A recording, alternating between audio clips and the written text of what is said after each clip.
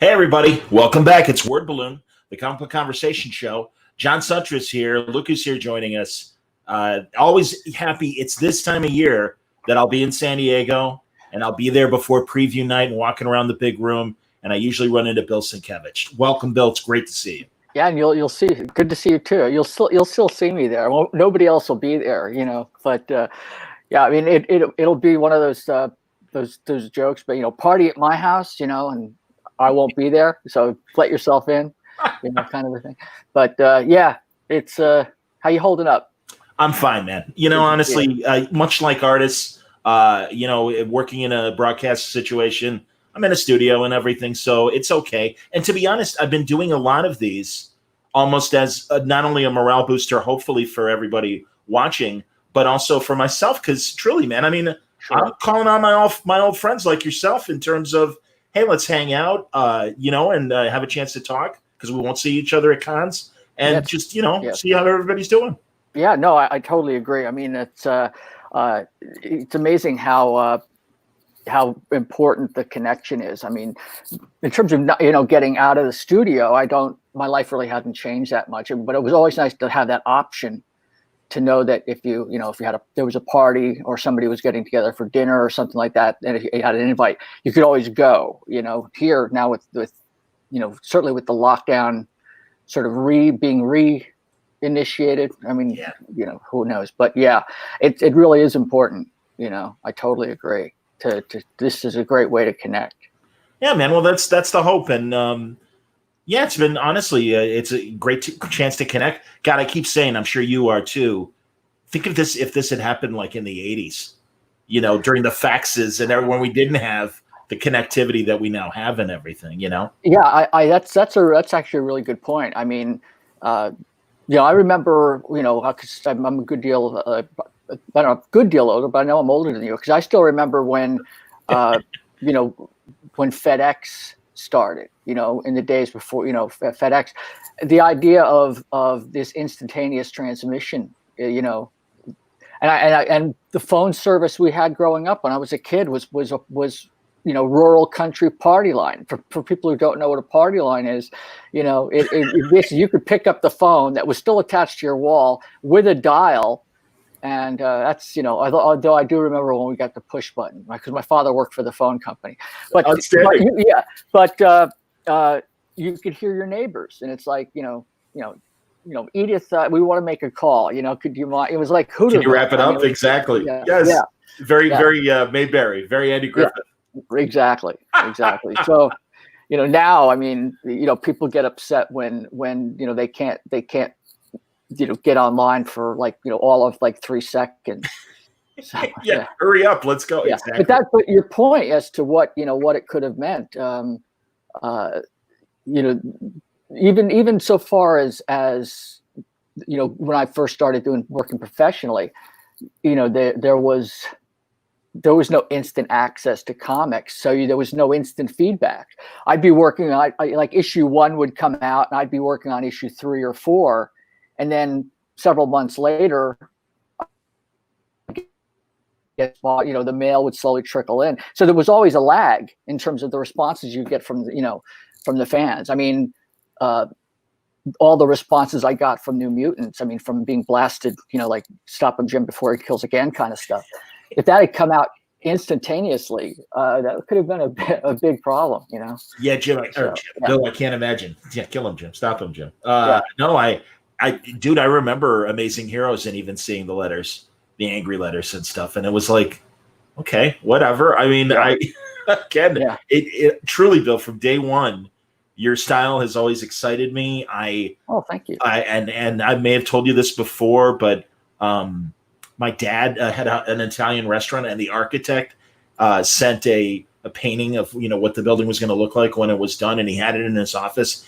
And for whatever reasons, honestly, your style reminded me of that painting. Oh, interesting. So yeah, it was really it was kind of thrilling to see that in comics and such a radical difference in everything, Well, that's that was the goal after a certain point, after the Adams, that in a weird way.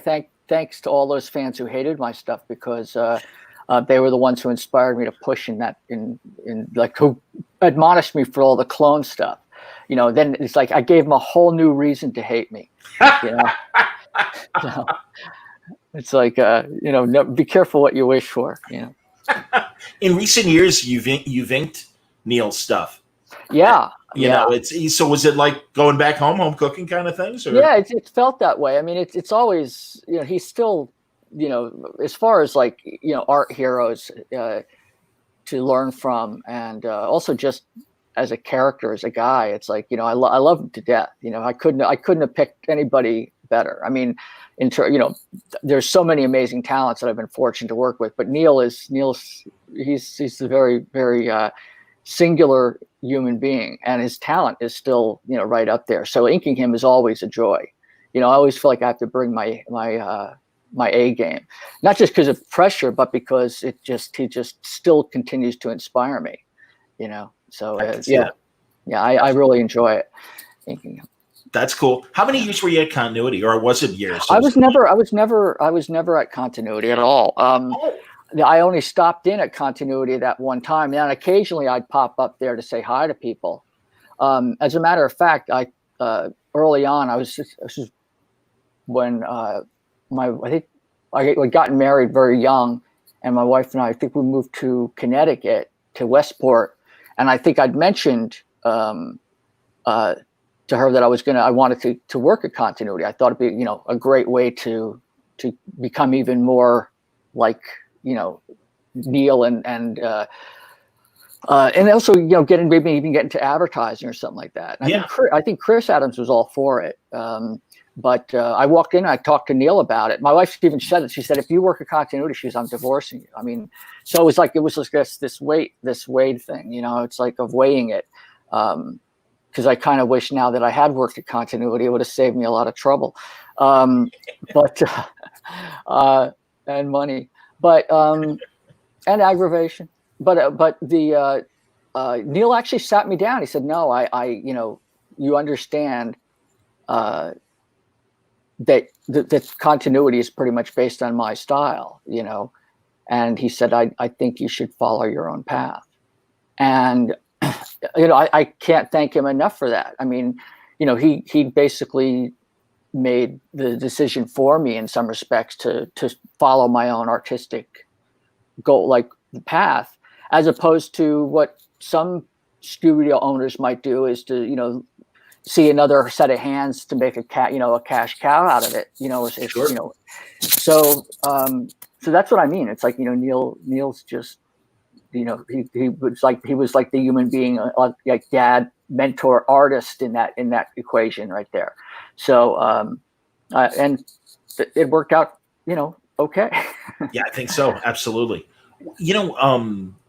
When you did change your style, how much of your old style was printed and then moving on to what the recognizable Sienkiewicz that, and it's certainly evolved since back then. But that first leap, how many years maybe or whatever? Well, you mean well, I think the Neil Adams stuff I think started to fade away in some of the issues that I inked in the later run of Moon Knight. Okay, is that what you're talking about? Sure. Yes. Yeah. Because that was when the letters started coming in about the clone stuff. That accusing me of being having learned to draw from Neil Adams. Interesting. At all, I mean, completely like no one else. Even though I'd already been to art school for a couple of years, and that was taking 10 years worth of information and just sort of just like compressing it and cramming it into my brain, because I fell in love with painters that I hadn't even heard of. Because again, I grew up in a very rural area, even though I studied art history in high school, and certainly looked up every artist I could think of. It's very different when you're alone and doing that, or doing that in a school context with high school students who aren't really necessarily all focused on art. They're kind of, some of them are just tolerating it or whatever. But for me, it was a passion. So the idea of learning about illustration and the entire world of art and fine art. So that had gone into the mix, and that was what a lot of my sketchbook stuff and my paintings and everything else were starting to turn into. So I kept the sketchbook from the second year. I think I was 17 when I started my first real sketchbook. But prior to that, I did comic books for myself and my friends. Okay. So they were like, in essence, my comic, like my journals. It was just putting out monthly comic books. It was on the loose leaf paper, and we didn't even have binders where I grew up. So I used to take loose loops of string, and that was like the ring. It was a real. That's great. It was just such now I look back at it, it's like it's an adorably pathetic sort of scenario. I hear you though. Yeah. I mean, the things you need to do that you need to do. Did you hang on to any of that old stuff? Because I have a lot of it. Yeah, that's great. Most all of it. Yeah, that's fantastic. Yeah. So as a matter of fact, I did a 10-page story for the anniversary issue, like one of the anniversary issues for Alex Ross's Marvels is coming out. So Alex reached out to a number of his pals to do a series of stories or bits. So I did a 10-page story that I wrote and painted, and lettered, did the whole thing. And it's pretty much my love letter to, because it involves the Watcher, and the Watcher is sort of, talking about all the mysteries of the multiverse and everything else. And they focuses on this one little kid who wants to be a creator, a comic creator. But so actually I used a couple of panels from my early stuff, my very early grammar school stuff, to throw it in there. Yeah. That's great, man. Yeah. Go on. No, it's just, it's still, I'll find it. I have it all in a box somewhere, but yeah.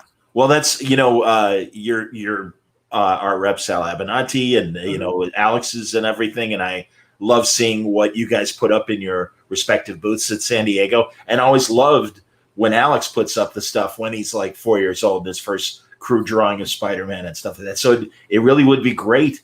It'll be fun to see in Marvel's 10, or excuse me, Earth X 10. And isn't it right? Earth X 10, I believe. Or Earth X. Is that what it's called? I'm probably it's Marvel's. Marvel's is was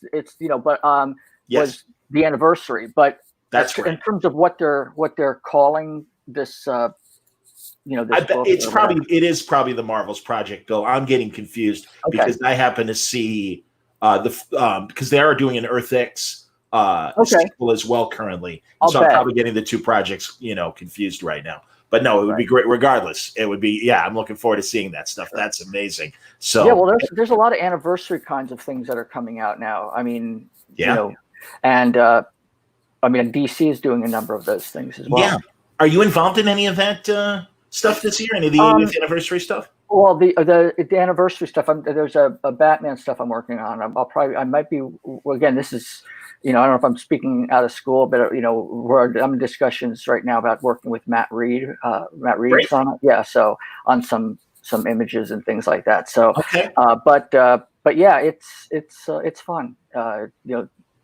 Like you say, apparently even within the context of things being sort of crazy right now, the idea that studios and books and comics and animation especially are all continuing to move forward, unlike film, which tends to it's a little bit more I guess seized up, in terms of people progressing, but animation still seems to be going on because everybody tends to be working by themselves.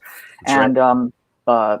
I talked to a friend of mine who's a film producer. He said that he's actually filming in Northern California. He said the one saving grace is that his two leads, the male and female leads, because the one reason that we can get away with it with beginning production is that they're husband and wife in real life. So it's like they don't have to worry about that social distancing stuff. That's true. That's hilarious. That's amazing. Do we know for New Mutants the film, or is it going to stream before it instead of theaters? As far as I know, it's like I did because last week we did the video. We had all the cast was zoomed, or I think this is StreamYard, but we zoomed everybody, and then I showed the poster as a reveal, and outstanding. Yeah, and so there was no talk of streaming. There was just talk of it's premiering in April. So I guess I don't think there will be the red carpet. I mean, it'll be maybe the red masks. But I don't even think it'll be that. I don't think it's going to be anything fashionable. I think it's going to be like, here, it's out.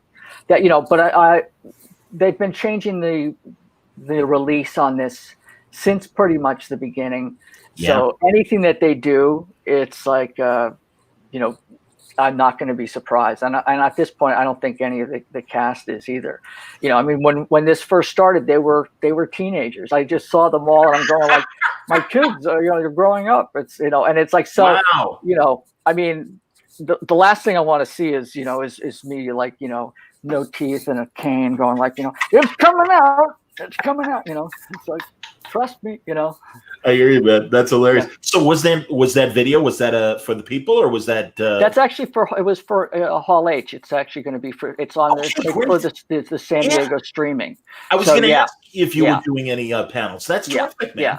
So I kind of did a drop in, so to speak. Great. It was all the cast, and I I cut in and then proceeded to make I asked for a cup of sugar and proceeded to make a very loquacious ass out of myself, because as I said to them, and I think if they edit me out, that'll be fine, because I realize that one of the deals about being alone and working alone is that when I finally do connect and talk to people, it's like, oh, I guess I've got like all these words just stored up in my head that need an avenue to escape, Because I'll be working sometime here and I'll make a mistake on something, or I'll mentally talk to myself, but out loud is a little more rare. But when I'll go like Bill, what my voice has to like get used to it, So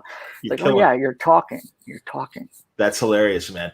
People are already lining up with questions. And, very cool. Dante Hicks, first of all. Oh, Dante, hey. Yep. He wanted to know about your Question Black Label book, and obviously how things are going on that. I'm digging it. It's outstanding, man. It's so great to see. Yeah, we just wrapped up Dennis the final back. One. Yeah, back on the book and everything. It's so many iconic images, and truly one of those great '80s books. As it was happening, that knocked me out. And Lemire's doing a hell of a job, scripting. I think it's great. Yeah, he's terrific. Really terrific. Yeah.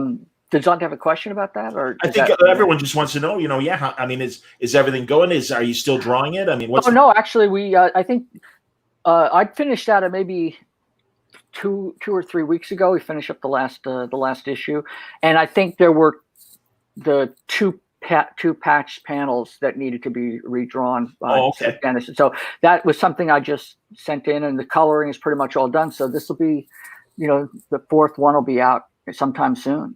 Excellent. but it was a lot of fun to work with, you know, and I think also, you know, rest in peace. It's like, you know, with Danny O'Neill passing recently, the 4th issue, I think, is going to have a little tribute, you know, that's wonderful. to him. That's great to hear. You know, Bill, I got to know him in his last couple of years of life. Oh, okay. Actually, back in 2006, I had my first conversation with him, and then Larry reached out in 2018, and it's just like, you know, Dan's just sitting around. It was so sad. It was right after his wife had passed away. Oh, okay. And he had a tough car accident, and you know too, I'm sure. Just a lot of bad luck from a health standpoint in the last few years. Yeah, and that's one of the reasons why I stayed away from after that first 2006 talk, because every time I think about it, I'd talk to people like Mike Gold that were always in contact with him, and it's like, yeah, Danny's not doing too good. You might want to wait a while. Yeah, I had similar, you know, contact with people who said sort of the same thing, and you know, so it was. I mean, I didn't see him, but, you know, in terms of talking to him or whatever, but that's a whole different thing. But yeah, he's you know. But I think a lot of people sort of felt that when his wife passed, that was kind of like, you know. Yeah. So, but no, I know it's so tragic, and what a beautiful love story that they found each other late in life and still managed to have like a good 20 years together, you know, before it all wrapped up. So can you take us back to the origins of the question and like how the three of you got together on that? I think it was, you know, it started mostly with the covers back in, I guess, the initial run, where Dennis and I, we'd known each other since pretty much day one when I came into continuity, and Neil showed my work to the rest of the crew there as he critiqued it, and then I'd see Dennis occasionally at Marvel in DC, and then I think he got the question. We were also working in a studio together. I had a studio in Manhattan, right in the next office in an old building on 29th Street, in Manhattan. So it was just myself, Dennis, and Michael.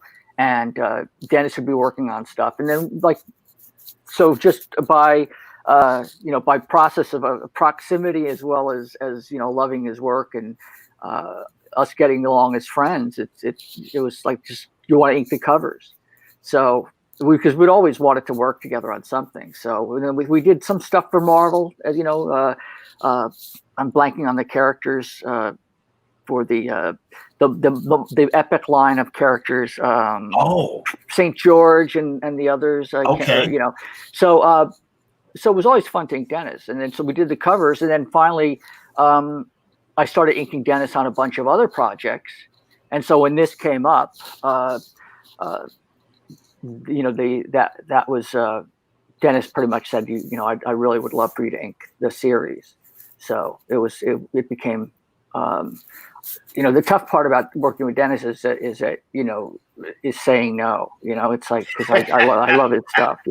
Well, and honestly, Bill, balancing inking with your covers, your non-comic work that you do and stuff like that, is it tough? I mean, tell me. Well, it's for me. It's people have asked me why do you like, and forgive me for how this is going to sound, but they'll say, well, why do you quote waste time and effort inking somebody else? And it's like one, I reject your premise, the question, because there's no waste of it. It's like I find, just like with music, comics are a really wonderful collaborative medium, and it's always great to sort of visit the other artist's point of view. I mean, I found that I learned a lot when I worked with Neil. I worked over Neil with Carmine Infantino, Jim Aparo, all the folks I've been lucky to ink. It's also it's part of that fan mentality I grew up with. It's like that, you see these great team ups, Kirby and Sinnott, or Esposito and Ross Andrew. That's right. Yeah, they almost they were like a default.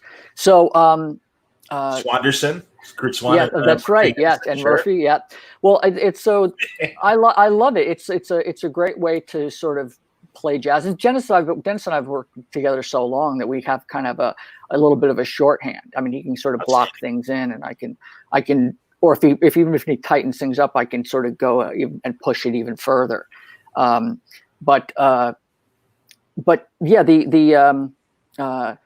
it's kind of a juggling act. I mean, I find that when I'm doing all of my own work, like if I'm penciling or writing or painting stuff, since it's not a collaboration, it's like I have myself to blame, so to speak, or take the credit either way. It's like, I mean, with Dennis, my main goal is just not to screw it up, what he's put down.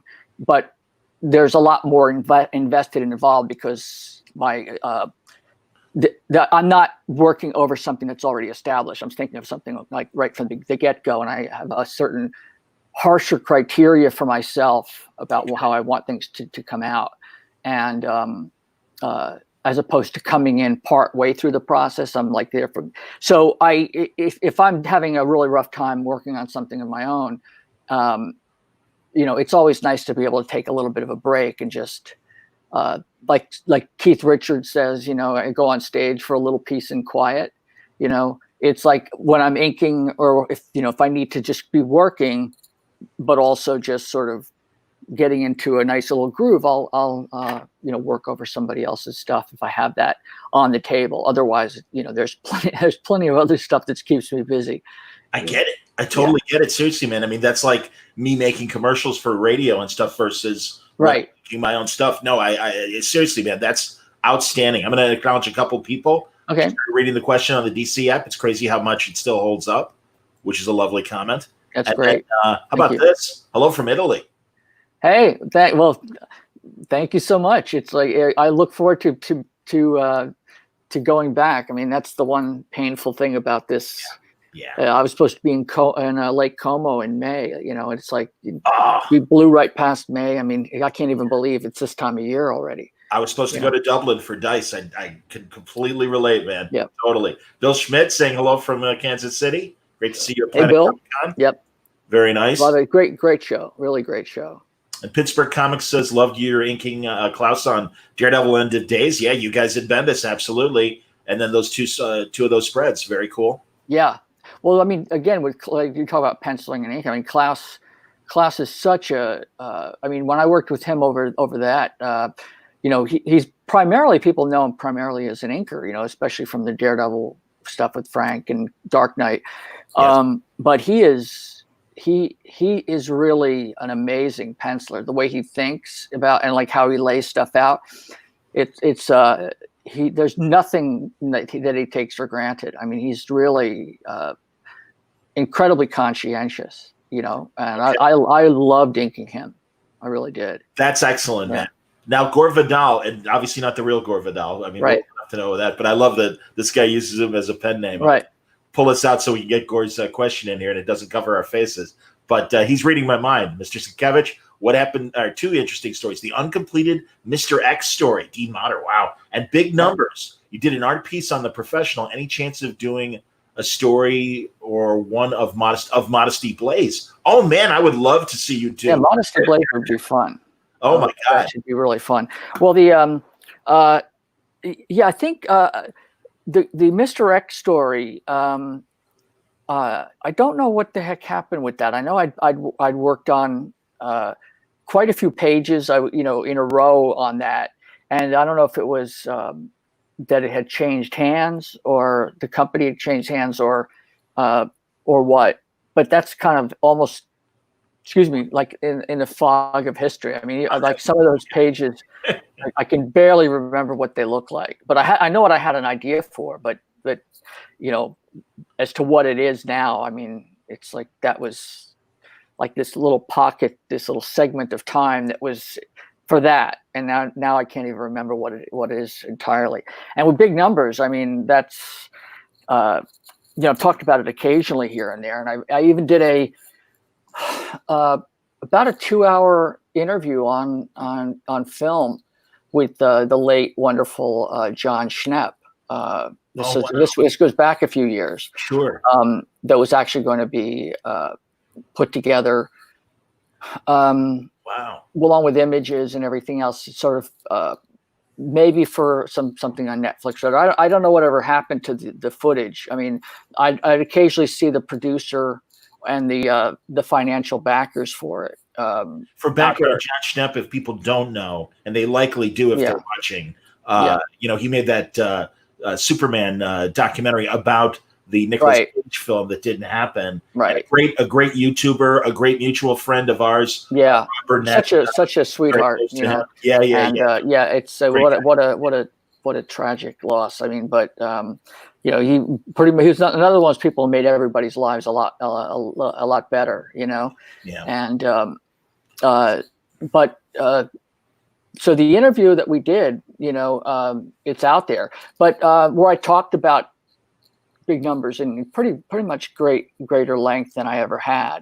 Some of the stuff is difficult to talk about because, and not necessarily about big numbers per se, because it wasn't, big numbers was challenging, but it sort of also has to do with, sort of my age at the time where I was living my life, and sort of all the circumstances that surrounded big numbers that sort of it became, and I've said this before, it became a little bit like Terry Gilliam's quest to get Don Quixote done, where it ends up with a documentary, Lost in La Mancha.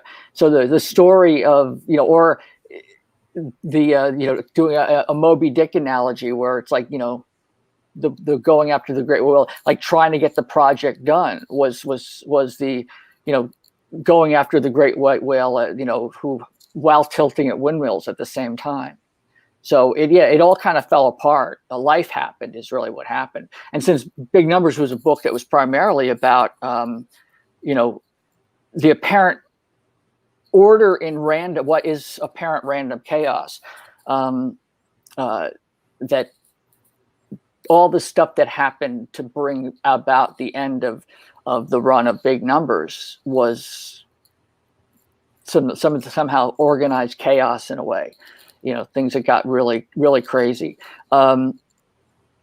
Like shooting 45 different people as models. A lot of them weren't trained models. A lot of them had no idea what comic books were. I mean, there were some very, and I didn't want to shoot people who looked like typical Hollywood casting now.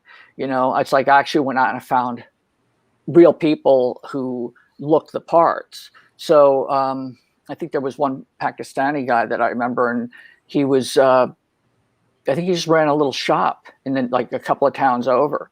And he was the character who with the train set in Big Numbers. I can't remember the character's name at this point. Yeah. But he said that I think I showed him the first issue, and he wanted to know about his character, and I gave him kind of a little bit of a rundown of the character, because he wanted to make sure that because I was using his likeness, that the character didn't do anything that was unseemly, and it was like because he felt like it somehow would reflect back on him.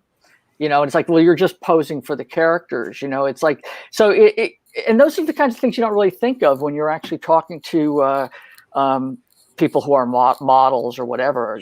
It's like, these are not trained actors. And especially like, and with getting a lot of the little kids to mime, or pantomime, trying to, siphon gas from a car to make a Molotov cocktails. It's like, it's like having to tell their moms that no, they're actually they're making lemonade. I mean, like pulling with the siphon hose, and spitting out the gasoline. You're killing me, man. Testing the lighter. It's like it just it was a little bit of this deception. Hey, Mom, look over there. It's okay now. Ready? Like now. Okay, now ready? Throw the bomb. Throw the bomb. So yeah, it was, and some of it was funny, some of it was sad, some of it was crazy. I mean, even with the main my friend who was Christine Gathercole. I gave her one of the originals, I think one of the original poster piece for Big Numbers, and I went to her wedding.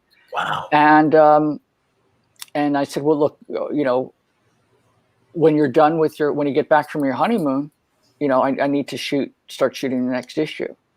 And she was like, what do you mean back from? She goes, I'm not coming back. And I was like, well, what do you mean? She said, well, my husband's in the military. I'm moving to Germany.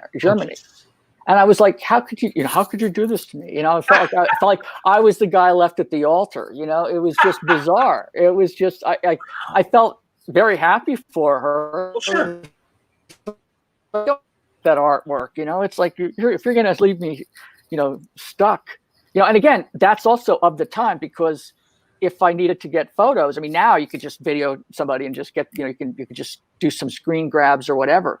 Distance is almost irrelevant, but back then, at that time, so it just was not going to happen. It just was not going to happen. Wow. No, that's honestly, that's amazing, Bill. And I hope whatever footage Schnepp shot of you. I'd love to see it come out sometime. Yeah. I mean, it was, not the least of which, because it would be nice to have, people see John as doing his interviewing, as well, because he asked some really great questions. I really, not that you're like you. I'm Please. Sort of opening up. So. Well, I appreciate that, Bill, honestly, and that's terrific, and I'm glad that we have that trust and that you do, that you are willing. I know I sometimes refer to myself, and I mean this in a appreciative way, as comic book Oprah, because I think sometimes people do just like they do open up, and it's like, wow, that's really nice. Thank you. Try to absolutely. Yeah. Well, it is a dialogue. It's like, I mean, there are those outlets that who want to dig for the dirt. It's like, and those I don't really necessarily have the time for. I'd rather keep it a little more positive. There's so many interesting things to discuss that I'm not interested in the dirt. Right. I feel, man, I'll tell you, even and forgive me, but I know you have thoughts on this. All the terrible harassment that's been going on, and it's been going on for decades, and we all know that. Right. But, and in some ways, it's great that it's coming to light so that these bad actors can be called out and taken care of, frankly. Right. But by the same token, it's like, okay, God, we got to talk about this, and it's a shame, but it's necessary. So, in those kind of cases, it's almost like I feel like we're kind of duty bound to be on sort of the right side of history, not sort of the right side, but to be on the right side of history. So so my problem is sometimes that if discretion is a better part of valor and all this, if we're trying to be a little more circumspect or worry about quote phrasing, I'll tend to be the kind of guy who will steer into the crash as opposed to steering into the curve to avoid the crash. It's like, calling ugliness out, I feel like is part of what we have to do. Otherwise, we can't let, the regressive, negative, misogynistic, racist assholes win. I mean, it's like, and if I lose, I've lost fans. It's like, and if I do, it's like, okay. Yeah. I have been. No, I know, and I know you've been very honest about your views, and I'm glad, and I share them. And there's a lot of bad actors out there. And and also I think and I think it's changing though more and more. Is that I understand. There were periods when I was first starting out where I would see certain things and wasn't really in a position to say anything or use any kind of position of power, perceived or otherwise, or clout. To be able to affect any change. I mean, I might make a mention of it to the person, but if I was depending on that person to, for work, it's like, and that's what part of the mechanism that I think keeps people quiet, or the going along, the acquiescence. And over the years, it's like, having worked, and there are plenty of other professionals who do this too. It's like if you're around long enough, you become part of the firmament, and so it almost becomes an obligation to stand up and try to make a difference for the better. So you don't get anything for free. It's like you got to give back something. You got to give something back. And I appreciate that, man. Yeah. So anyway, I was a digression there. So, but yeah. Tangents are welcome, Bill. Yeah. It's quite all right. And again, it's explaining your view on all this stuff. Ken Case, you've done so many amazing covers for otherwise mediocre comics like Dazzler, Wonder Man, The New Defenders, Beauty and the Beast. And then he follows up and says, I didn't quite understand your sequential work at the time, but I love the covers. So many of those awful comics I bought based on your covers. I got to tell you, Bill, and forgive the comparison, but I get what Ken is saying, I think, because Frank Robbins, when I used to read his Invaders, I'm like, what is this stuff? But there was something in the back of my head that's like, I'm going to still buy it next month.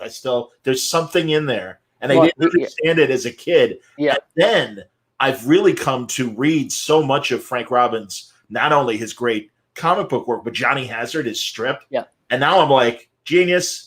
Yeah. And I'm like, I'm so glad my brain caught up with the art and everything. So maybe that's. Well, I had the same. I mean, I had the same response to Robbins myself. I mean, stuff was such a weird, like some of the Batman stuff he did, but I loved what I just loved it.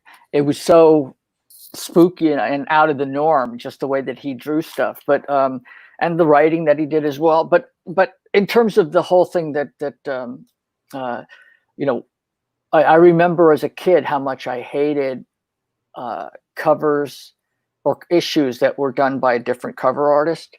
I felt like it was false advertising. I said, I used to get really angry about it. And here I am years later, I'm doing the same thing. I'm keeping the line of deception going. And as far as my sequential work and not understanding it, it's like, I do think I tend to go off on jazz riffs occasionally because, but that's exciting, Bill. I mean, that's the thing, man. You weren't confined to the panel grid, and that was exciting and everything, man. I mean, that's the thing. So I don't know. Oh, Mark Giandraco's saying hello. Whoops, there it is. And Wayne. And Wayne was Mark. Yeah. We love Mark, absolutely. So Bill and I had the same Frank Robbins conversation. See, there you go. Yep, there Wayne's we go. Yep. We love him. Love Wayne. Wayne's the man. Absolutely, yeah, man. No, that's hilarious. Oh wait, let's see. Yes. Looking forward to those Dune covers for the graphic novels. Indeed. Yes, me too. I've got the first one all done. I'm on the second one now. Outstanding. Yeah, very, very exciting. I mean, it's like it's been fun to be involved. I mean, I remember reading Dune as a kid and just sort of to be involved in like sort of many iterations of it. Yeah. Like from to David Lynch to now working with to some extent with Frank Herbert, his son, and on the adaptation, but also we'll see. I mean, I did meet with some folks at Legendary about. I was going to ask. Okay. Yeah. So yeah, but again, we'll see. We'll see. It's like it's nice. It's like the nomination thing. It's nice to be just to be nominated. To be asked to come look at some stuff. Well, I'll tell you, the few images we've gotten so far, I'm excited. Well, Denis is just a phenomenal director. I've loved everything he's done. I thought, Blade Runner 2049. I mean, everybody said that was, a lot of people didn't like it. I loved it when it first came out on streaming. I kept it on in the background because I think it came out around the end of the year on streaming. So it was like I think I watched it like several times through during the day, and then had it on in the background as I was working because it was it was a long movie, but it had a certain texture to it that almost worked as a soundtrack. You could kind of look up, and after I knew the story, I could kind of just keep it on and work. And it was a nice little ambient, place to get into. That's cool. Hey, This is a good buddy of mine. Art and Franco, Tiny Titans. This is Franco. Oh, hey, Franco. And yeah, man, he's again, hopefully when we all get together convention wise, because I'm usually hanging out at Franco's table, I will take a big. Oh, please do. I'd love. Absolutely, I would love it. Hopefully those days will come about again. I think that when they do, and I do believe that they will. Yes. But I think I think we're going to be, one, hopefully a lot more grateful, and not take certain things for granted. Agreed. So I think, this is all fine, but this is like tasting, food through glass. It doesn't quite. Or the Food Network. It doesn't. Yeah. Great. Yeah. Straight on the Food Network. It's like, right. Oh man, come on. Yeah. Exactly. I hear you, man. All right, Ed Draco says exactly. Bill's art blew my mind when I was 13. Changed the way I thought about comics. Wow, thank you very much. In addition to that, he's an exemplary human being. I agree on both. Well, that's awesome. Thank you. That's very, very kind of you. And Rod Rice saying hello from Brazil. Hey, Rod. Rod? Well, it's like you. Hope you're doing well. My condolences on your lunatic there. We have at least compatible. Why can't that happen to our leader? By the way, I got to be honest. Well, yeah. But yeah, man, it's like all these jerks, man. They are just. Isn't it sad, Bill? I mean, we share the same politics. It's so sad that something as simple as good health practices has become political, and this, like, how dare you impinge on my personal freedoms? And it's like, man, God, can you imagine if we had that attitude during World War II? I just keep comparing what I know from a distance, and the countries that come together then, as opposed to this crisis. Well, I think also is that, again, not to get too deep into it, but I think part of the thing is because, our current president has so, maligned the concept of masks. It's like, and has sort of allowed a lot of the cockroaches to come out from under the refrigerator and sort of take over, just fomenting this atmosphere of dissent, and that he's made it so much worse, despite even beyond a level of incompetence of how things are handled. So it's, I mean, the fact that we're all one country. I mean, it's like with Florida, the way things are going in Florida right now. I have a family member who lives there who is an ardent, Trumpist, and we had a huge falling out. We don't really speak to each other, but it's like, I care for him as a family member, but it's like, I've been wondering, since Florida is going completely off the rails. It's like, wondering if, because he would be the kind of guy who'd be like, the hell with masks, he speaks the truth, or everything else is just a conspiracy. He's one of those guys, and I'm a little curious, but I'm not, not so curious as to want to open that Pandora's box up, because, life is short. If anything, that this has proved that life is short. If we want to focus in on moving things forward than trying to change anybody's mind, because that's not going to happen. That's the one problem, is that nobody's. No, it's horrible. All right, Chris has a good comment as I move my mouse around. Like many, I bought comics because of your covers and was happy to find your work on the inside as well. It would be great to see that again someday. How about you, beyond inking, getting into interior? Oh yeah, well that's actually something that's been on my my mind a lot since I did the 10-page story with Alex, and Marvels. Okay, great. Because I've been doing a lot of single images and paintings for covers and stuff for, posters or whatnot. Yeah. And I think I was trying to think, and with the Parisian White series I'm doing with Kelly, so I think I was bringing a lot of that sort of every image has to be just so into the panels. And I'm realizing when I was doing the Marvel story, it's almost like I'd forgotten something I'd learned, and I have to let go and relearn it again. Like, it's not, about how complete each panel is. It's like, because it's part of a story of continuity. So just let it, some things are gonna fall by the wayside. It's because as much as I've made peace with the fact that no such thing as perfection exists, it's like, and I've learned that and I've had that beaten into my head so many times, but there's still that, desire to want to make something like look really good. But what happens is often is when you go for that and aim for that, you end up paralyzing the work. You don't get anything done. And you can literally improve something or fix it to death. It never ends up seeing the light of day, and that's not something that that really defeats the point. So it's nice to have, just have a deadline and just get it done, get it out. Like as Lorne Michaels said, it's like, we didn't go on with Saturday Night Live at 11:30 on Saturday night because we were ready. We went on because it was 11:30. Had to do it. Had to do it at that time. Right. I totally get it, man. No, absolutely. Now, a few people have asked about this, and I'll let Wayne's comment be up here. You need to revisit Moon Knight like you did with New Mutants. Any interest in ever getting back to Moon Knight? I don't know. People have asked about that. It's like, I think I have very, very mixed feelings about Moon Knight, because I like half of it I really love, and half of it I feel like it's like, oh my God, it's like,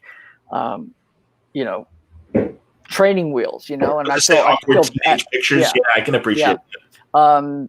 And also I feel bad for Doug, because I think Doug was sort of tasked with the very unenviable one at that, to sort of shepherd me along and try to get me to come to some sort of consistency. But yeah, I mean, it would be fun. And again, I think that what still holds on for me is the same problem I had when I was actually working on Moon Knight at the time. It's a minor thing, but I remember I would hate the fact that he had that cowl and you couldn't see his face. I like that gritty, emotional stuff, and everything else to be able to see, like Batman or whatever with that, And then, but when I was on tight deadlines, I loved that mask. It was like, just, hey, it's like just fill in all that black and just two little eye slits. Yeah, yeah. So it really depended on what I was trying to do. But I think it would be, interesting to maybe a one-off it or something at some point. But I don't have the same kind of claim to that character. At least I don't feel the same level of possessiveness to that character the way that I did with the Mutants. Sure. So okay. Because I think part of it was it was a cutting of teeth, and it was also, it felt like it was much more in the Marvel, because I was at like the Neil Adams mindset. It was in there, so it was much more like it wasn't so much mine, as it is the companies. Even though I know the New Mutants are the companies as well. It's just, I really went in trying to shake things up with the Kingpin on Daredevil, and absolutely. So it's weird how some things that you work on sort of achieve a higher personal stake than others. No, I understand. Sal, there he is. There, absolutely. Hey, buddy, it's Al. Oh, this is nice. Great catch, John. Hey, Bill knows I've been haunting him for several months to come on, and I'm so glad that we've finally been able to connect. But I do want to, because I don't know how much you're able to talk about it, but Tom Nagovin wanted to know a little bit more about, the New Mutants cut. And I don't know what you're able to say regarding the NDA, but I know that you are as we've discussed before, I'm doing this for Tom's purposes. You've been heavily involved in production. So, yeah. Well, yeah, it's when I saw we just did I guess a Hall H, video last week for with the cast and Josh and Ira, and it was a lot of fun. It was great to see them all again. So, like I said, and the idea of whether there's more to the film now since the last build I saw, last iteration. I don't know. I mean, there may have been some subtle tweaks or whatever, but what I saw was just terrific. I mean, it's a really, really excellent film. It's not a bloated Hollywood spectacle. It's a tight film, and it takes place in one setting, so it's an intimate little horror story with 5 actors and 5 characters that are just, and of course, Alice, as, the doctor as well. It's like everybody's in top form. And then the special effects, it's like, it really is a mind-blowing thing for me to see, because it's so much about the evoking the feeling that we tried to go for in the comic. Chris and I tried to go, and it's got a bit of Stephen King and a little bit of Kubrick in there, and it's all Josh, and you walk away feeling like, I want to see a sequel. This has to happen. I mean, cool. Yeah. So I think I think when, not if, when this movie finally comes out, I think people are going to really, really, I think it's going to do, knock wood, going to do really, impress and please a lot of people, because, social media, so many people say, just put it out of its misery, just stream it. It's just like it's somehow a cursed film or whatever. No, it's brilliant. It really is. That's great to hear, man. Oh, look, Scott Dunbier is joining us. Yeah. So it's great to see Scott. Hey, there he is, Scott. How about that, man? Yeah, that's why I'm like, hey, look, he's also watching. Honestly, that means a lot when the creators and the editors all like come out and it's like, hey, we're watching too, man. Yeah, so that's great. It's wonderful, man. Too damn funny. Actually, I just speaking of Scott, T and I were just on the phone yesterday. I don't really think I can talk out of school, but we got something coming up from IDW. That's awesome. I wonder if that's some sort of addition of artistry that might. I'm not sure. Yes, I am not. I can neither confirm nor deny. That's great to hear, man. That's fantastic. Yeah. Well, Scott, if you're still watching, I hope to have you on Word Balloon. You don't have to spill any company secrets, but we've always had great audio discussions. That's why, Bill, honestly, like since the pandemic, I'm just like, I know everybody's doing video. Christ, Bill, I've seen you do like at least 5 or 6 since the pandemic have hit, and I'm really glad. And I'm thrilled, honestly. And I've turned down a lot more than I've actually. Yeah, it's like, yeah.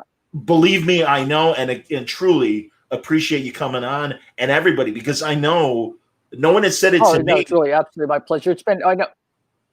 Well, but I was just going to say, like, I've heard through the week. Go ahead. I'm sorry, buddy. I apologize. No. I think I'm having a little trouble. You're dropping out a bit there. Okay, I'm sorry. Continue. It's happened a couple times as well on your end, but it's okay. And we're for the most part, we're getting about 95% of our conversation, hopefully. But okay. No, I was just going to say, honestly, I've kind of heard through the grapevine that some of the creatives are kind of getting tired of doing the video chats and everything, and I totally understand. And I do feel like, God, that's the last thing I want to be is that guy. So I understand, and luckily. Well, go ahead. Yeah, well, with us, it's certainly not that. I mean, I always love talking with you, and it's always great to see you. I mean, for me, it's also, I bought a house in January, and when the lockdown happened.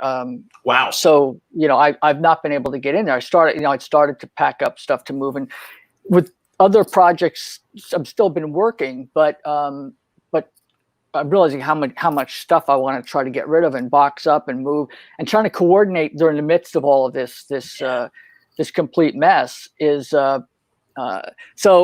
Yeah. So some of the reason I've turned some of them down is like I gotta, time is so fleeting, and it's like it's this weird paradox, it's like it seems like every day seems to blur into the next.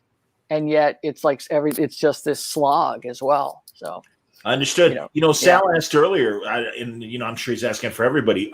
Is your new studio going to be in the new house, or do you have a separate location? Yeah, it's the whole second floor. I mean, that's what I thought. Okay. Where I'm at right now is I've got about I'm in the bottom part of a house in near West Hollywood.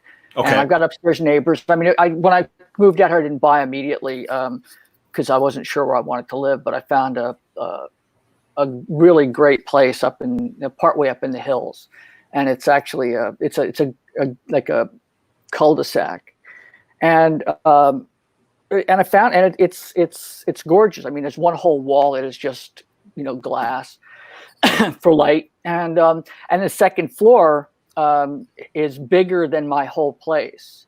So I mean, it's quite large. The whole place is quite large. It's really beautiful, and also, there's the previous owner left a pool table in what will be the studio, so I can see, I won't be inking. I'll be practicing, shots. But it's, but but yeah, I'm really looking forward to it because I'm living in the midst of clutter. I don't think if people can see any of the stuff behind me. I've got cardboard boxes and art paintings up against the walls, and I'm realizing that when I get in there, I just want this vast space that is just nothing but, for me to make a mess in and then clean up. This congestion thing just doesn't fly for me anymore. I can appreciate that. You know, all right, my brain sometimes is slow, Bill, because I had Kelly Sue on a couple weeks ago, and she talked about that Detective 1027 story with you, and I totally forgot that you were the artist on that. So that's great, and I'm really excited to see that combination of you and Kel working on Batman. And I wonder how you feel regarding, as you said, you know, Moon Knight isn't your character as much as the mutants and stuff. And I think of your Daredevil and Elektra and Batman work, and I wonder if those characters, if you have a stronger connection than, say, a Moon Knight or whatever.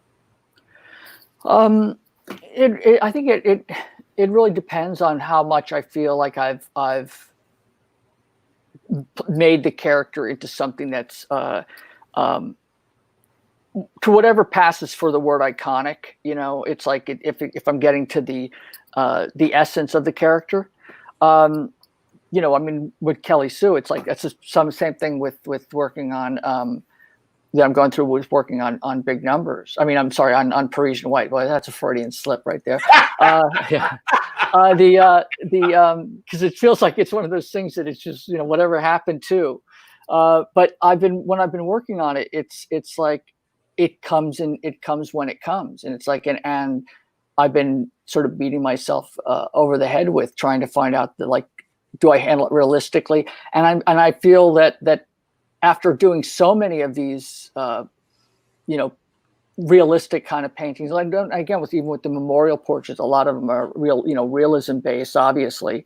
Yes. So, so the idea of doing more animation style story, art wise, where I can cartoon a bit and really exaggerate, that's kind of the direction it feels like it wants to go, or at least the way my tolerance for the investment of how I want to put things down. It's just like mixing a mix of painterly with more animated style of stuff. So it's the case of perennially, like I'm the pool is there and I'm jumping on the diving board, for I'm not even in the water going, look at me. It's but that's excellent. I someone had asked before about your in memoriam work and everything, and are you still, I would assume that because people want to know if they can get it beyond looking at it digitally and stuff, are you still making sketchbooks this year? I know in years past. Yeah, there's a sketchbook. I sent Sal about 30 pieces. I don't think in the book, I don't think there's any memorial pieces in the book, because I think that's going to be a separate collection. Terrific. At some point.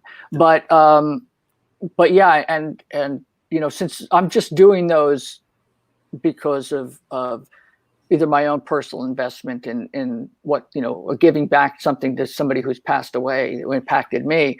But again, those are pieces I do for pretty much for myself. So it's like, and I've fallen behind on a number of them. It started partway through last year simply because, I have other things that I want to get, I need to get done.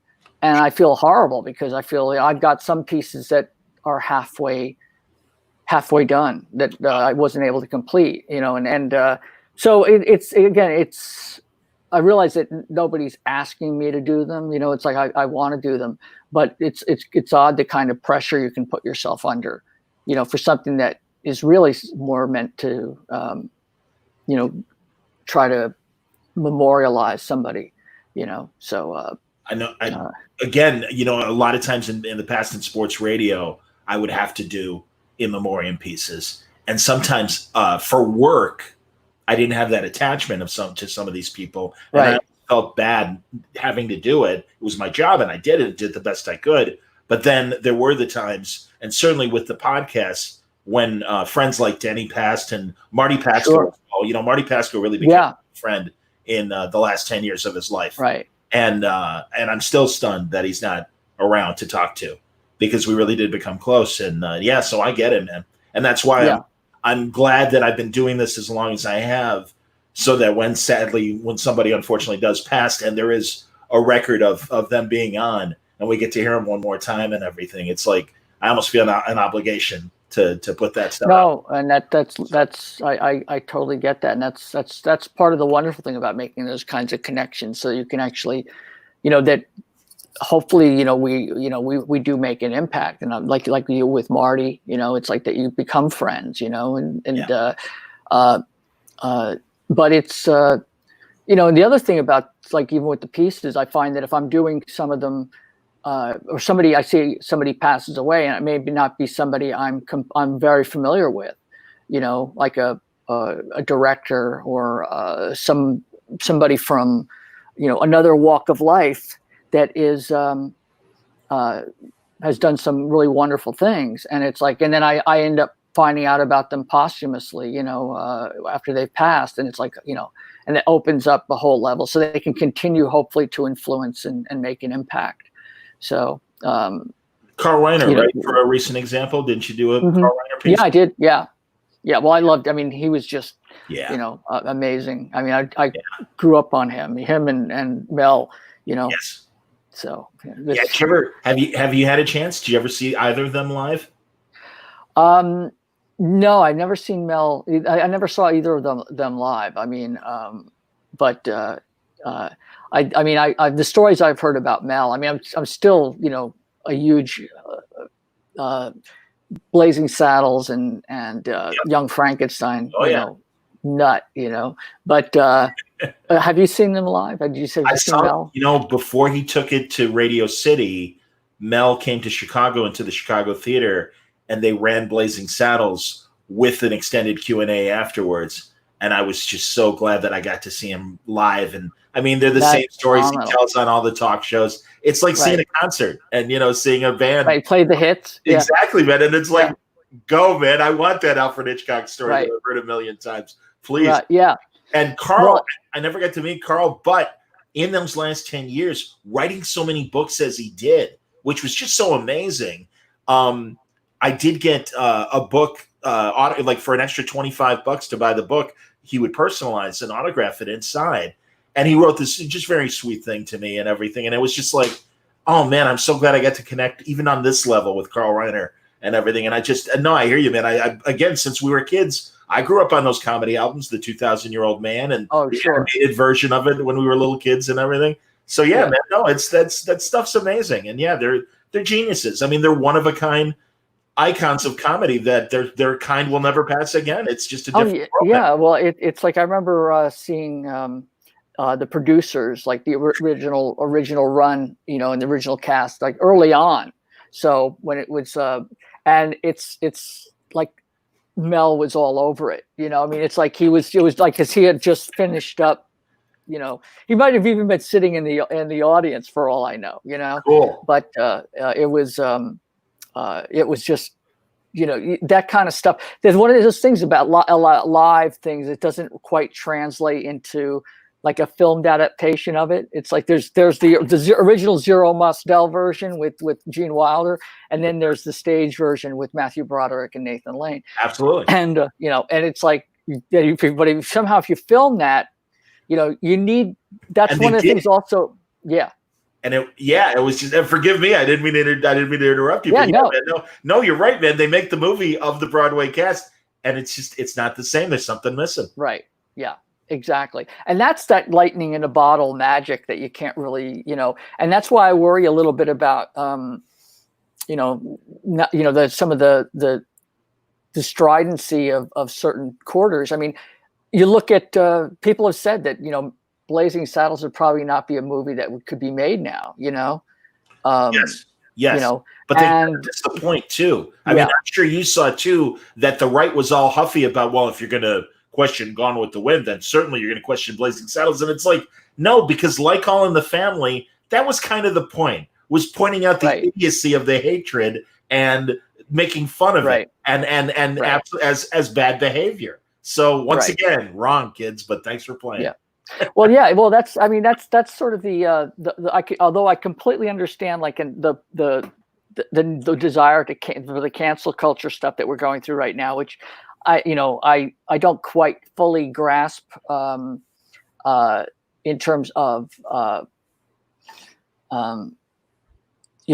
what I understand what some of what they're trying to accomplish, but part of it is also like just if you make fun of something rather than cancel, it's like you're just like, I mean, look again with Blazing Saddles, but again, that's also maybe presuming that parody and satire and comedy, have an impact, and right now we're kind of in a post-satire, I mean, when the president's like selling beans, as opposed to dealing with COVID, it's like, how far off the rails can this go, So no, agreed with that, but no, yeah. You're right about the attitude towards parody, and isn't that interesting? Because really, when you think about it, and I mean, there was parody before, but it really only started in the 50s with your Mort Sauls and stand up Right. like that, and the Brits with Beyond the Fringe and Python and all that. Right. And now we're at a point where, hey, look, we're making fun, and it's like, well, that's not funny, and it's like, wow, that's really, I mean, I guess it only, parody only had like a 50-year shelf life. I hope it comes back because I'm a big fan. And I find and again, this is just me, but I happen to really love comedy that is about as dark as it gets. It's like I want my buttons to be pushed, and and it's amazing this stuff that because as long as it's funny, right, it's like it can get super, super dark, and people will be angry with me. Like, how can you laugh at that? It's like, because it becomes this moral thing, that gets in there and everything else. And it's, but I'd rather have it out there to laugh at and argue about than have it shut down and edited, Agreed. As well. So it's and that maybe that's where the line is drawn, because it becomes just as dangerous as as anything else. No, absolutely, I agree. Let's see here. I was going to say I'm looking to see if there's any other questions, because I wanted to get back to Daredevil and Elektra and that wonderful period and everything. And we've discussed it before, but truly, Love and War, it's such an amazing graphic novel, and then to follow up with Elektra Assassin as you guys did. And I love both projects so much. And working with Frank, I mean, can you talk about working with Frank Miller? Well, it's interesting when we were doing the Love and War and Elektra Assassin. They were I'm not drawing an analogy to the Beatles in any way by saying this, but certainly in terms of quality. But I sort of felt like Elektra and Love and War were sort of the Revolver and Rubber Soul of like, they were like kind of like the same time period. Understood. And yeah, so we first started in with Love and War because that was going to be a couple of issues of the regular run of Daredevil, and Shooter saw the pencils, said do a graphic novel instead. And so I felt like that was I'd get a chance to paint it and put in all this time. And Frank said, well, why don't we like work on an 8-issue or 6 or 8 issue series of Elektra, and to kind of keep the money flowing in while you're working on this, quote, big project. And I said, yeah, but I want to paint that too, because I was just like all about, like, there was no painted rates back then, except there was a regular comic book coloring rate. And I said, okay, fine, I'll do it for that. Okay. Wow. Yeah. So it was was like, so is that in addition to like doing the finished pages as a pencil or inker that you got that coloring? Which was, I think, like $35 or something a page or whatever. Yeah. Yeah. I did all of the pages, I mean, there was no painted page rate, it was, and I really just wanted to do painted stuff. It was so, I mean, I felt like it was fine, because I felt like I was being paid to experiment, Okay. Okay. It was a little bit like when Eastwood wanted to play Misty for me, and the producer said, fine. And then it turns out it's like, yeah, but he doesn't want to pay you, to direct. It's like, well, fine. Well, let me see if I can prove myself. So in a weird way, it's, I was perfectly willing to do it for that amount, just to get in there and I'm getting the opportunity to run with this. And it's like, that to me was worth more than any hike in rate, so. Okay. And working with Frank, to go back to your original question. Sure. It's it was just a lot of fun. I mean, Frank and I are like, brothers. I mean, we at a certain point we just we challenge each other. That was what was so fun, because Frank's script would crack me up, and even on some of the darker stuff you would do, my own tendency to handle really dark, bleak stuff is to have this sort of bleak sense of humor, this black sense of humor. It's like, and so I think that's part of what led to some of the comedy, or the more of the subversive aspects of Elektra Assassin, with the kind of the stuff with Shield and everything else. It was like, I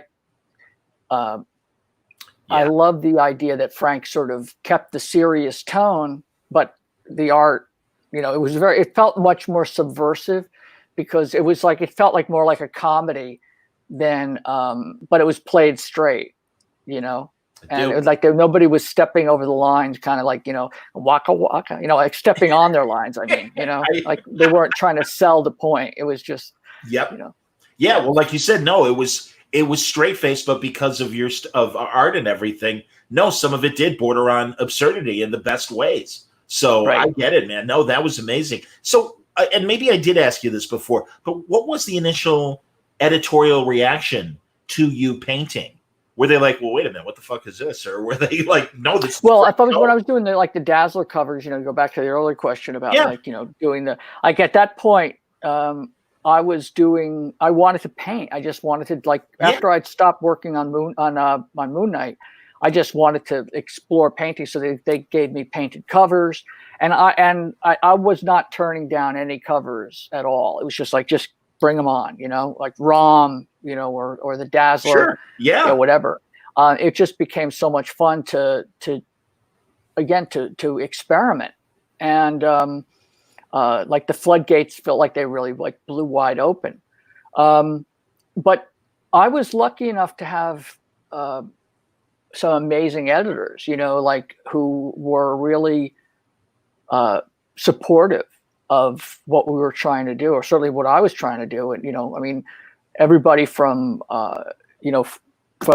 starting with Ralph Macchio when I was working with him on the Dazzler covers, to Ann Nocenti and what she helped Chris and I do with the New Mutants was amazing. And Joe Duffy, Archie Goodwin on Elektra Assassin. I still remember bringing pages in, and I remember Joe called Frank, and she's like looking through the pages. She goes, hey, Frank, Bill's here. He brought in some pages, and if I'm misremembering this, but it seemed like she said, I think she said, I don't know quite what I'm looking at, but I think you should come and see them. It was something along those lines. And I thought, well, that pretty much perfectly encapsulates what, how I view it too. I don't know what they are either, but, but they were all like Archie and Joe and everybody was really incredibly supportive about, pushing and letting me run with this stuff, because everybody really just loves the medium. And I think that they, even Shooter, Shooter, for all of his sort of mandates and dictates and his vision, he still loved the medium. And that's the one thing that I think is quite different now, is that you have people who don't love the medium, who are really kind of just, they're all about protect the license or protect the property. And so, I think they prohibit a lot of organic changes that used to come about very much, by just due course, in terms of the creators coming up with an idea. I mean, even I just saw something on the ending of Dexter. It's like where I think the final season or the final several episodes, I think the creator wanted to have Dexter die. It's like, and I think what AMC or whoever it was like, that the one thing is like, Dexter can't die. It's like, it's like we don't want that cash cow to end, and it's like, right. Leave the door open for a sequel or whatever. It was or something. Yeah. So, which even if the character died, it's like they still would have done a sequel. Come on. It's like death doesn't, it's like, like Breaking Bad. If they were to come back with a Breaking Bad thing, maybe they're doing it with Better Call Saul, but at the same time, it's like you don't need to kind of go back to that. Well, you could just go to the creators and have them come up with something new. It's like let it breathe, let it be what it's going to be. But so there is a little bit of an aspect of dealing with cynicism from the corporate end. It's like, because I think that I was very fortunate when I was doing a lot of the stuff with the New Mutants, which started to have. There was one thing that's happened toward my later part of the run on the Mutants, which was when the corporate structure sort of kicked in a bit more. After the New Mutants started to sell, I mean, I think it really upset a lot of people, and I think it floundered at least at the very beginning, as it sort of shifted gears, but it got a great deal of critical acclaim. Absolutely. And I think it also sold well. I mean, I don't know the precise numbers, but I do know that they asked me to come up to the 11th floor where all the executives were, and they wanted to kind of homogenize or bring all of the look of the X books together under one sort of like visual banner. Yes. They didn't want any outliers, which is what I think they felt my work was. And they asked me if I could kind of dial back some of the stylistic stuff. And I said, so, I basically asked them if they were sure about that, because I said, you want me to stop doing what has gotten the book the attention and go back to what was being done that got it ignored, and it's like, it's as if they'd never thought of that, and so then they left me alone, That's but awesome. by that point, usually I developed a pretty good instinct that I knew when, and that's one of the reasons I also chose to take on projects that were a little less high profile. Like I turned down the X-Men to do the Demon Bear saga, and then Chris and I stayed on with it. But by the time the big execs, the big suits started to like once it started to draw their attention, to the point where like, hey, you can't do that. I kind of had developed enough of a radar to go like, okay, I'm done. It's like just enough to get under the radar, and then set off, like have the Trojan horse make a couple of babies, and like just, and then kind of just disappear. It's like, yes, okay, I'm onto something else. Exactly. Yeah. Damage is done. Leaving now. That's right. Yeah. Right. Yeah. That's hilarious. So, absolutely. Yeah. I love that. Earlier, someone had asked, and I'm sure, and I know actually, I think we probably talked about it while it was still on the air, but you got to love how Legion wrapped up and everything. What a great television run, and what a great take on that character and everything. My God. Yeah, it's really, I mean, Noah and Lauren, they just, Noah's just such an amazing talent, and agreed. Lauren Schuler, Donna, she's such, they're really lovely, talented people who care about the work and telling interesting stories, and I think and the cast was just perfect as well. Absolutely, just amazingly talented people.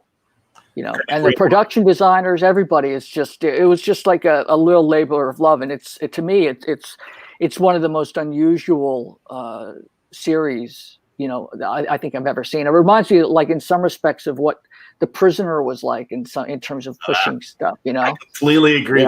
Yeah. Absolutely. It has the best of like David Lynch and Kubrick and Terry Gilliam and all 100% Noah Hawley, So God. Man, Yeah. Bill, have you ever drawn any? You hit a button with me with the prisoner. Have you ever like drawn any McGowan prisoner-esque sort of? It's not a, you would think that I would have actually gotten a request for that somewhere along the ways. I mean, I've gotten such a weird like array of requests for convention sketches or whatever. I think the weirdest one probably has to be, a drawing of Charles Nelson Riley. For those of you who don't know who he is, Google him and look up Match Game, or was it the Ghost in Mississippi? I forget what series he was on, but yeah, McGowan would be, like totally right up my alley, Yeah, man. Oh, I'd love to. And, I know Titan has played with the license recently. Oh man, Right. make a connection to get you to do a cover or something like that. Peter Milligan did a That'd be good fun. job. We mentioned Mr. X earlier. I thought Dean Motter's sequel to The Prisoner that he did in the '80s for DC. Well, with Mark Asquith. Yes, Yeah. And but again, that was almost like one of those projects that if it didn't exist, they'd have to create it anyway. Because I mean, Mark and Dean on that were just so. It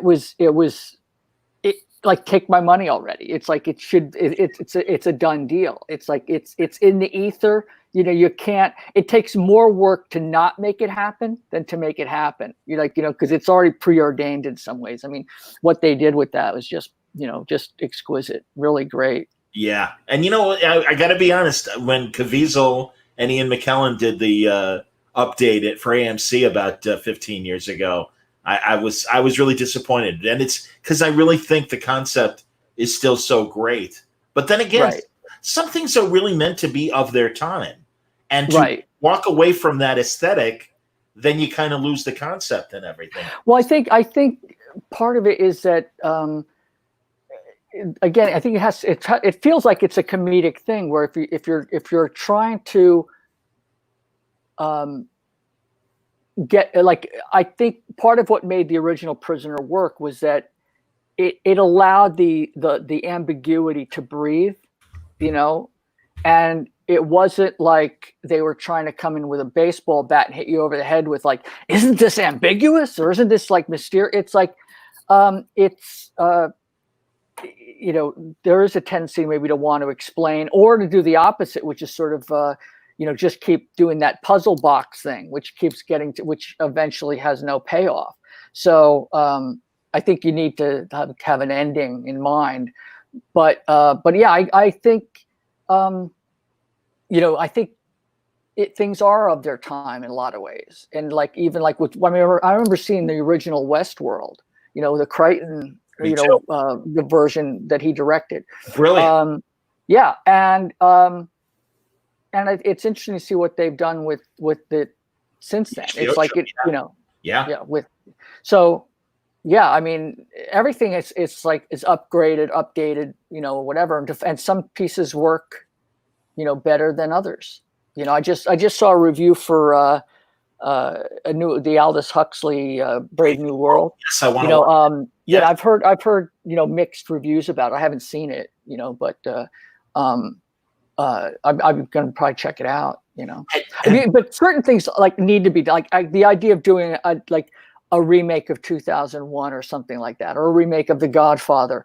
It's like there are some questions nobody's asking. Did you see? Agreed on all of that. Did you see Ad Astra? Because I felt okay. And did you like it or not like it? I appreciated it. I thought. I think is it James Gray? Yeah. I think I enjoyed his other stuff. I thought The Yards was interesting, and his other films. I felt like what they were trying to do was, kind of revisit some of that older feeling. Well, that's what I felt like. It was almost the flip side of 2001 and grounded in more reality because the science has evolved since that time. Yeah. And it's funny because Bendis and Sam Humphries make fun of me for loving it as much as they do, because they're like, oh my God, it was so slow. And I'm like, I thought it was intense. And as you mentioned, 2001, and no, we should never remake it, but it was like they hit the same themes. And I love like their depiction of the mundane travel between the Earth and the Moon as it's in 2001. And then Ad Astra takes it another level and you got Brad Pitt on the escalator looking like it's any other airport in the world, and he's on the moon, but it is so like passing Subway and DHL, and it was just so well thought of, like scenes like that. And then I love a good space chimp. That's always great to see. Yes, sure, yep. And the moon buggies with the laser fight and everything. Right. I loved it.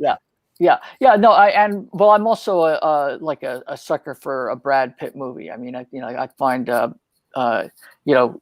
he's I think anything he's in is going to be interesting. Agreed. So yeah, he's although I do take exception with World War Z. I think they should have made that an R movie. I mean, what the hell? Who makes a zombie movie a PG-13? I'm sorry. Point. Absolutely. Yeah. And I was going to say regarding Brave New World, I don't know if you're an old-time radio fan, but I was discussing Brave New World with people who didn't know the original material, and I know, of course, it was a novel first. But in the 50s, CBS did this 2-part dramatization of it, and it's truly one of the most disturbing things I've ever heard. And it was so amazing to hear them really the spirit of the book. And I mean, that's why the fact too that it's like, set in the future, you could play with the themes of Brave New World and modernize it and not be tied down to what Huxley originally wrote as far as, descriptions and various just basic aesthetics and things. Sure. And truly to hear this audio version of Brave New World, I'm telling you, it really is. It's really creepy, and it's online.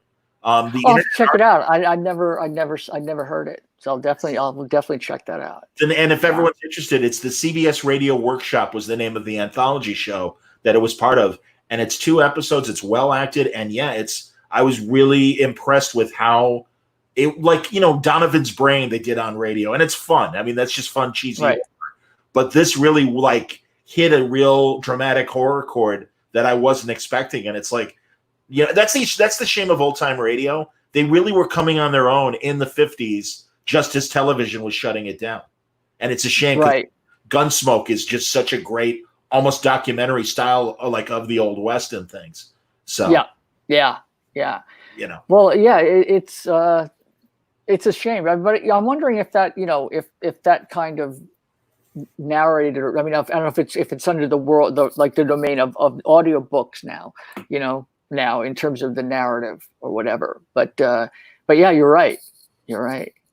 Apparently, Grant Morrison is one of the producers of Brave New World. I didn't know that. Is he? Okay. Very cool. Thank you, Shaw. I didn't realize that. That's pretty amazing. So who knew? Very cool. All right, I'm going to ask for a last round of questions because Bill and I have been going for 90 minutes, and really, Bill, if you need to go, I mean, we've done a good job of handling the talkback. It's your call. I don't want to interrupt your dinner hour or anything like that, or work that you might have to get back to, because you've been greatly generous with your time as always. Well, soon, but let's keep going. Let's go for the last round here. Okay, that's cool. Yeah, you said you had a couple more questions. Yeah. I'm gonna scroll through and see. People were mostly agreeing with various things. Dante wanted to know if Kevin Smith asked you for CNR, and I don't know exactly what the letters stand for. Yeah. Do you know what that's a reference to, or no? CNR. I'm trying. I've seen it associated with him. I just blanking on it. Yeah, I'm blanking on what that actually means. I know I did his talk. I'm sorry, you were going to say, did it come to you? No, not at all. I'll go to the next one. Oh, you were on Fat Man Live? Yeah. For when my art book came out, it was right prior to I think it was the end of the year. It was the end of last year because I still remember driving there and seeing Christmas decorations all up. So it's like one of my last memories of actually, getting out and seeing life outside. And now I've cracked the code. Thank you, Dante, because initials don't help. I guess when you said that you got a strange commission request for Charles Nelson Riley, he was wondering if that was Kevin. No. That was not okay. CNR. Yeah. I'm like, is that like a non-disclosure? What the? Oh, okay. And I realized that I've seen it with Kevin. It's like I'm thinking it wasn't CNR, it was CBR. It was like a comic book resource. It was like, it's like So our minds are, are playing games. But no, that was actually somebody in Toronto for some reason. All I know specifically it was Toronto. So that's cool. What was making me laugh was Wayne said, "Will you collect the images created from the Facebook Butt Challenge?" I'm so glad you mentioned. Yes, I am. Yep, yeah, I am. Forgot about that. Yeah, hilarious, Bill. Fantastic.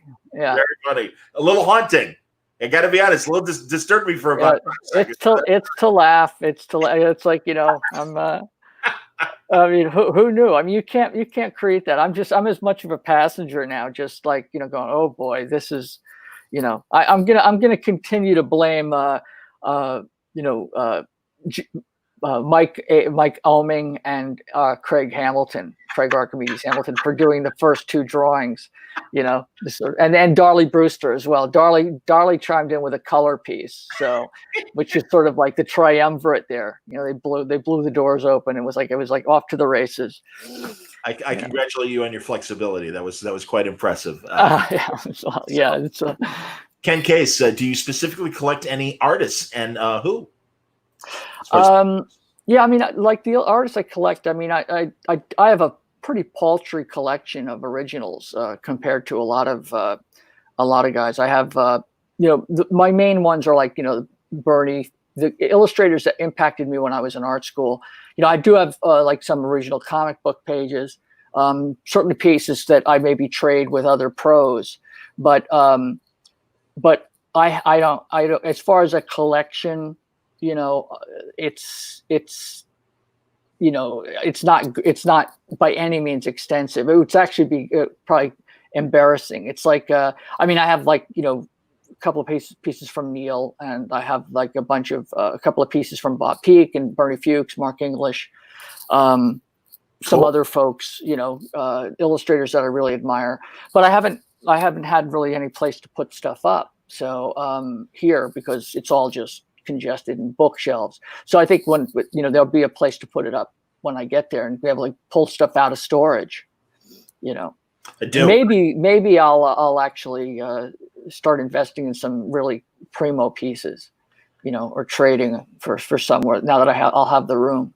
That's awesome, man. No, that's great. And I know what you mean. I mean, I still have wall space, but I have like a good, couple stacks of commissions that I've bought over the years that I've yet to frame and put up. So yeah, the rotating gallery. I literally, sometimes I do. I take stuff down and put up other frames and stuff just to have fun. Mm-hmm. Absolutely. Right. Peter says, when I was 15 years old, I picked up Batman 400 at my local comic shop, and everything changed. It was a lesson to me how wonderful things can happen when we walk our own path and don't follow the crowd. Agreed. Oh, absolutely. Very true. Well, I mean, that's also, I think that's people have asked me, about that. Cause again, I have been on both sides of that equation, having followed, the list of many, Neil Adams acolytes, and then wanting to sort of follow my own path. And I realized that at a certain point that I wasn't going to be better than Neil. I was going to be different than Neil, because the only one who could be the best Neil Adams is Neil Adams, Sure. And so I just remember thinking that if you're in a line, and if you're at the end of the line and you turn around, you're the first person facing in a new direction. So it's like, you can have other people get behind you, so it's all perspective, really, isn't it? Outstanding, man. That's awesome. This is fun. Absolutely. Black Hood Archie run, cover 4, one of his favorites. That was fun. That was a lot of fun. I love, Gray Morrow, when he did Black Hood. Those are great.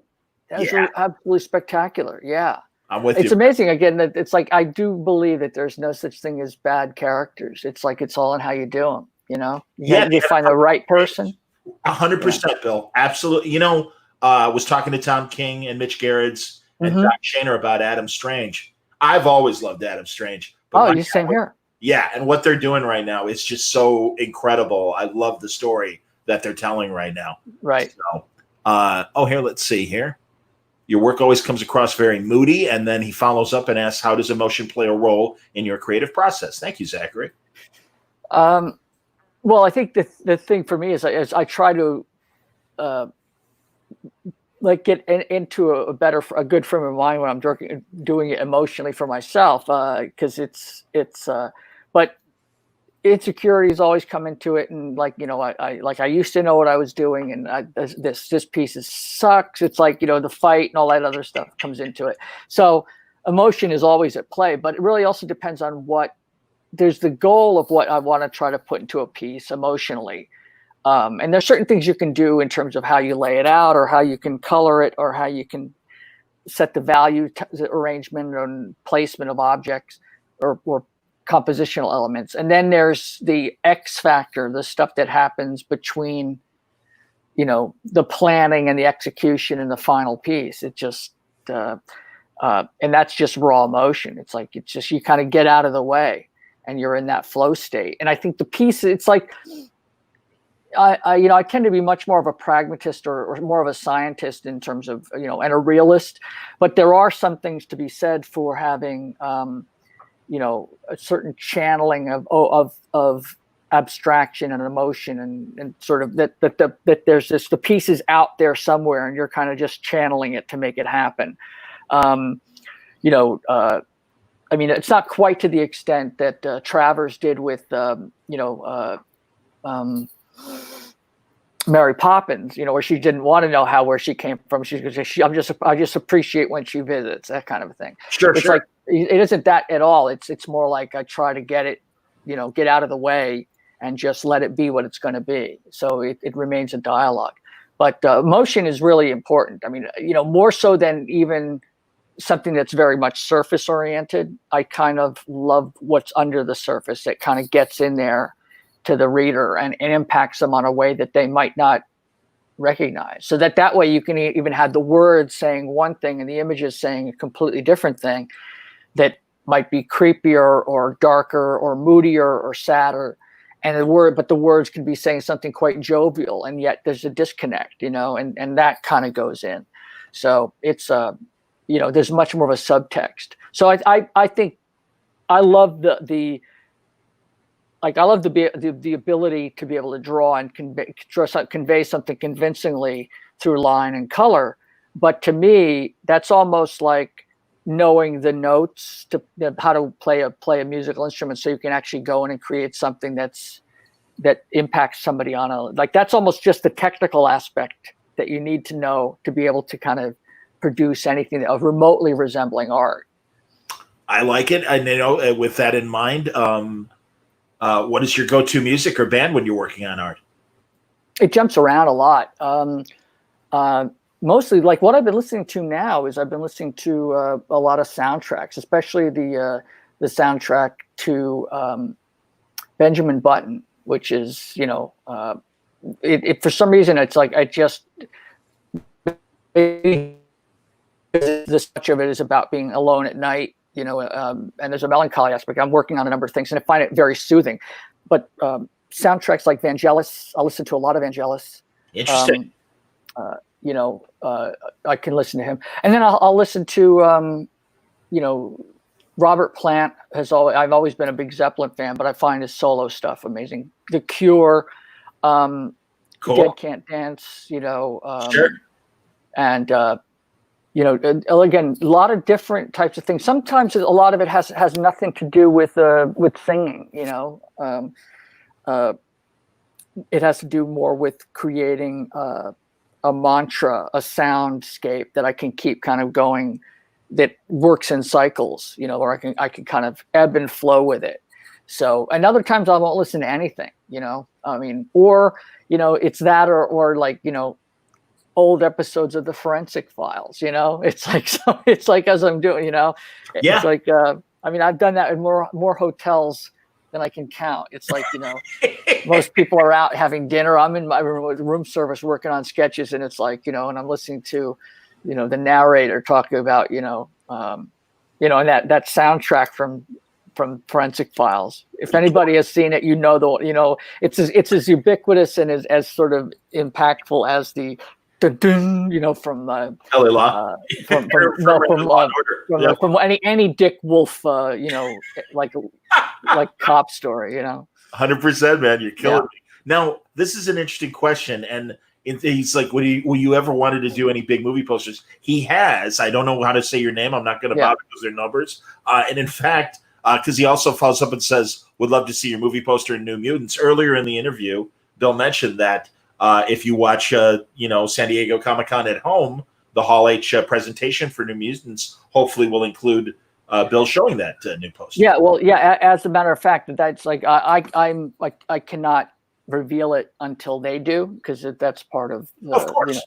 But I think people will be able to see it, and as a matter of fact, it's inspired me to work on another piece that was my personal, like, I don't say it was my favorite because it doesn't have the cast, it just has the bear, but I think it's there is one that I that I'm working on right now as well. I don't want you to spoil it. Yeah, but that was one of the things I wanted to do.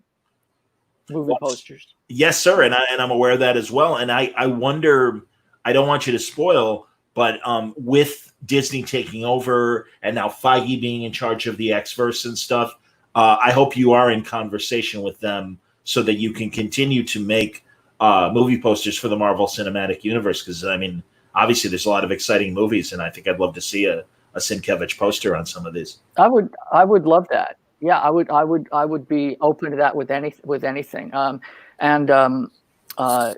Yeah, I mean, again, knock wood. I'm absolutely available for that because I know that a lot of the posters, that you see tend to be more that Photoshop kind of, many characters and everything else. But there's also become a kind of like a Mondo school of kind of a select school where some of the posters, like one I did for Halloween, the last version of Halloween that came out. Oh, hopefully I thought we were lost each other there for a second. Yeah, you froze for a second as well. So, but yeah, it's just the poster cycled. For Halloween.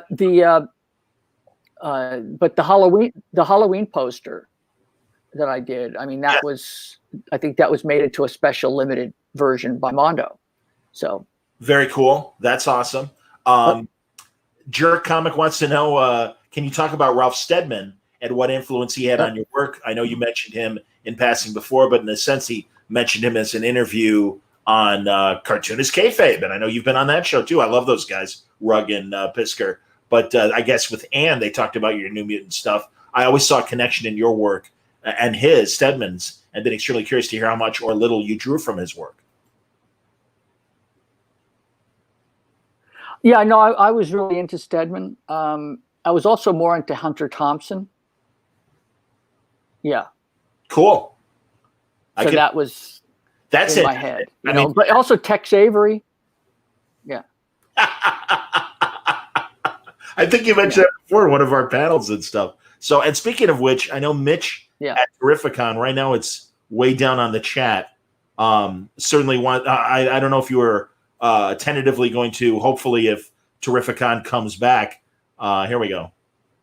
He would love to see you and Jerry Ordway as well as another big Terrificon, regular and stuff. That's a great show, man. That's I mean, I've actually I think.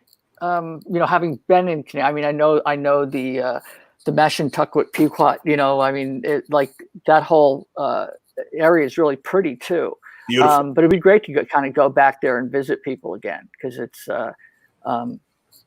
it's been too long, But at any point, it's like at any point, it's like that's one place I've never, it's one show I've never done.